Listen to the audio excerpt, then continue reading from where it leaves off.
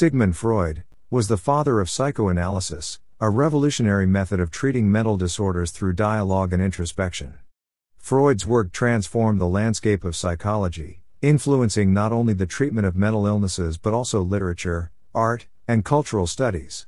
He was an Austrian neurologist whose interest in the human mind led him to develop the theory of the unconscious, which became central to his psychoanalytic practice. Freud's early education began in Vienna, where he attended the University of Vienna, earning his doctorate in medicine in 1881. Although his initial focus was on neurology, his encounters with patients suffering from hysteria during his medical training led him to explore the depths of the human mind. Freud's early work in medicine, particularly his collaboration with Joseph Breuer on the case of Anna O., a patient suffering from hysteria, led him to develop his first significant theory of the mind. The case of Anna O., which occurred between 1881 and 1882, was fundamental to Freud's discovery of the talking cure, or cathartic method.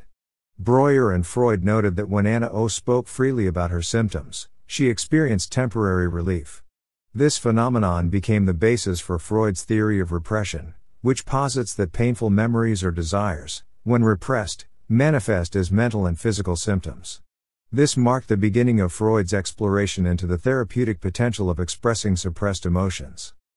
By the late 1890s, Freud was developing his ideas further, laying the groundwork for the theory of the unconscious mind.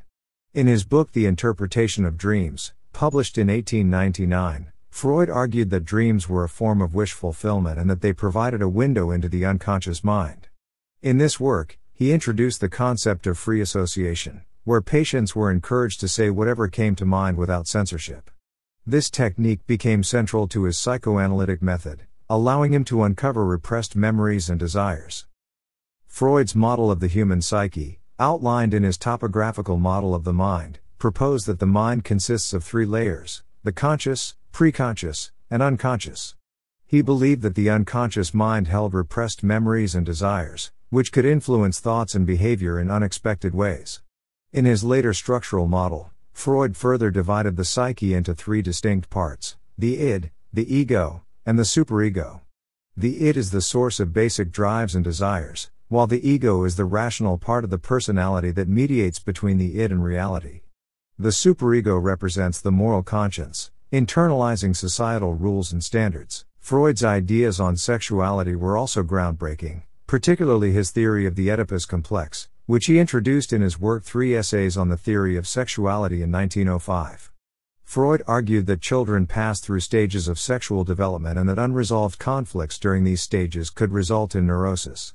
He suggested that boys, during the phallic stage, experience unconscious desires for their mothers and rivalry toward their fathers, leading to the Oedipus complex. Freud's theories on sexuality were controversial, and they were met with strong resistance from both the public and many within the scientific community. Over the years, Freud's psychoanalytic theories evolved and expanded. He delved into the study of defense mechanisms, such as repression, denial, projection, and sublimation, which explained how the ego copes with anxiety and conflict. Freud also introduced the concept of transference, where patients unconsciously project feelings and desires onto their therapist. This phenomenon was essential to the therapeutic process, as it allowed therapists to uncover the patient's internal conflicts through their interactions with the therapist. Freud's influence on the treatment of mental illness was profound. He developed the first form of talk therapy, where patients would engage in conversations with a therapist to uncover unconscious thoughts and feelings. This method was in stark contrast to the more physical treatments of the time, such as hypnosis or electroshock therapy. While psychoanalysis was initially considered a radical departure from traditional psychiatry, it eventually became a dominant method for treating neurosis and other mental disorders. Freud's work also had a major impact on the field of literary theory and criticism. His theories on the unconscious, repression, and the symbolic nature of dreams were adopted by literary critics and scholars to analyze characters and texts. Freud's influence can be seen in the works of authors like James Joyce, Franz Kafka, and Virginia Woolf, who explored the depths of the human psyche in their writings.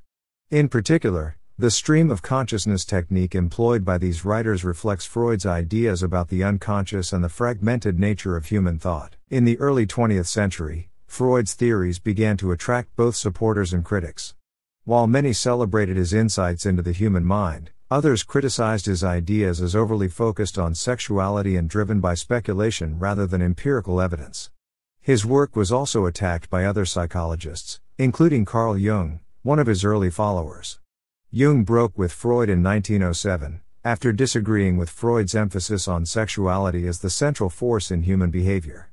Jung went on to develop his own theories, such as the collective unconscious and archetypes, which were distinct from Freud's psychoanalysis but still influenced by his work.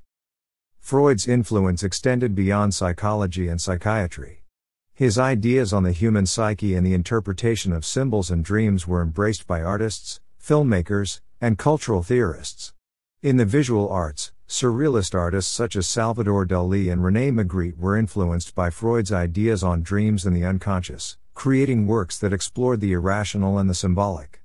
Freud's ideas also played a role in the development of critical theory, particularly in the work of the Frankfurt School and postmodern philosophers who sought to understand the relationship between society, culture, and the individual.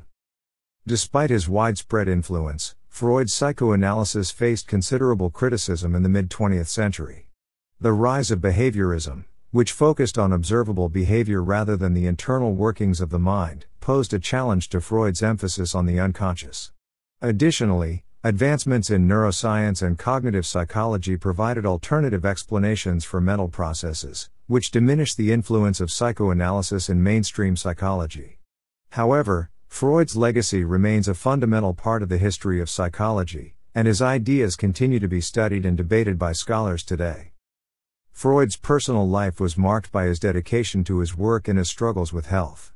He was a smoker of cigars, and this eventually led to the development of cancer of the jaw, which required numerous surgeries. Despite his health problems, Freud continued to work until his death on September 23, 1939. Freud passed away in London at the age of 83, having lived through the upheavals of 2 world wars and having witnessed the rise of psychoanalysis as a powerful force in the understanding of the human mind. Sigmund Freud's theories remain influential in both psychology and the broader cultural sphere. His insights into the unconscious, defense mechanisms, and the Oedipus complex have shaped modern understandings of human behavior and continue to provide a framework for understanding mental disorders. Though his ideas have been critiqued and refined over time, Freud's contributions to psychology and his development of psychoanalysis remain foundational. His work continues to inspire new generations of psychologists, artists, and thinkers who seek to explore the complexities of the human psyche.